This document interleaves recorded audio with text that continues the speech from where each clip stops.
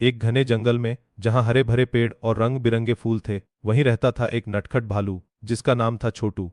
छोटू बड़ा ही प्यारा था, लेकिन एक बात थी, उसे शहद से बहुत प्यार था। इतना प्यार कि वह दिन रात बस शहद के सपने देखता था। उसे शहद की मीठी खुशबू कहीं से भी खींच लेती थी। छोटू को हर सुबह उठते ही शहद की याद आती थी। आह शहद, वह अपने मोटे मोटे पंजे रगड़ते हुए कहता। एक दिन सुबह उसकी नज़र एक ऊंचे पेड़ पर पड़ी। एक बहुत बड़ा गोल मटोल मधुमक्खी का छत्ता लटका हुआ था। वह छत्ता शहद से भरा हुआ लग रहा था। छोटू की आंखें चमक उठीं। इतना सारा शहद! छोटू ने अपनी जीभ लपल पाई। वह सोचने लगा, इसे कैसे पाऊं। उसने अपना गोल मटोल पेट सहलाया। उसकी चाल धीमी थी, पर शहद के लिए उसमें फुर्ती आ जाती थी। वह छत्ते के पास पहुंचने के लिए एक योजना बनाने लगा। छोटू ने सोचा, मैं सीधे पेड़ पर चढ़ जाऊंगा। उसने एक लंबी सांस ली और पेड़ पर चढ़ने की कोशिश करने लगा। उसके पंजे फिसल रहे थे। वह बार बार कोशिश करता, ऊपर चढ़ता और फिर धड़ाम से नीचे आ गिरता। भी पत्तियों के ढेर में, कभी सूखी टहनियों पर। हर बार वह धूल और पत्तों से लदकर उठता, लेकिन हार नहीं मानता था। उसकी हालत देखकर फुर्तीला खरगोश हंसते हंसते लोटपोट हो गया। छोटू भालू, यह तरीका सही नहीं है, दादी लोमड़ी ने उसे देखकर कहा। दादी लोमड़ी, जो बहुत समझदार थी, पास से गुजर रही थी। थोड़ा दिमाग लगाओ, बल नहीं। छोटू ने बस हम किया और फिर से कोशिश में लग गया। उसे दादी की बात समझ नहीं आई थी, या शायद वह सुनना ही नहीं चाहता था। इस बार छोटू ने एक लंबी टहनी उठाई। यह रही मेरी जादुई छड़ी, उसने सोचा। वह टहनी को छत्ते की ओर बढ़ाने लगा, लेकिन टहनी बहुत लंबी और भारी थी। जैसे ही उसने छत्ते को छूने की कोशिश की, टहनी मुड़ गई और चटाक से टूट गई। छोटू का संतुलन बिगड़ा और वह फिर से जमीन पर "उई मां" कहकर गिर पड़ा। इस बार वह एक छोटे से झाड़ी में गिरा, जिससे उसकी नाक पर एक पत्ती चिपक गई। धत्तेरी की! छोटू फुसफुसाया।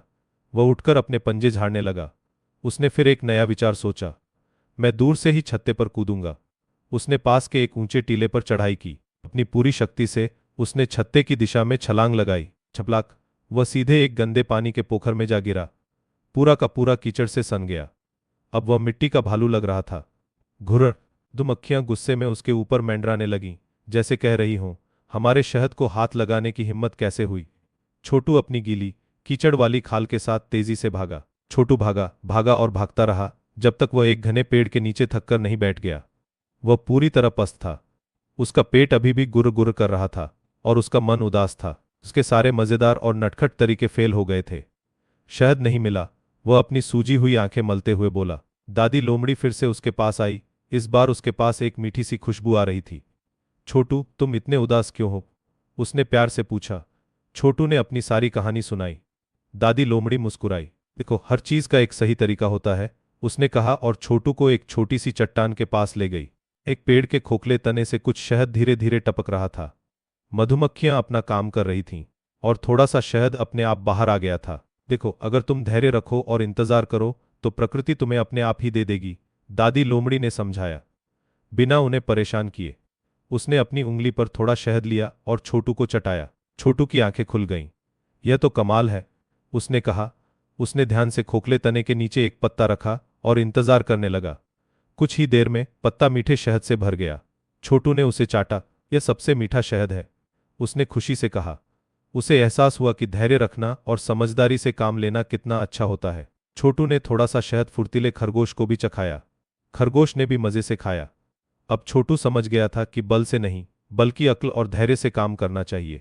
उसने अपनी बाकी की दोपहर जंगल में नए दोस्त बनाने और दादी लोमड़ी से और भी अच्छी बातें सीखने में बिताई। कहानी से मिली सीख। मेरे प्यारे दोस्तों, अगर आपको ये वीडियो पसंद आया तो इसे लाइक करें, अपने दोस्तों के साथ शेयर करें और हमारे चैनल को सब्सक्राइब करके हमारे दोस्त बन जाएं।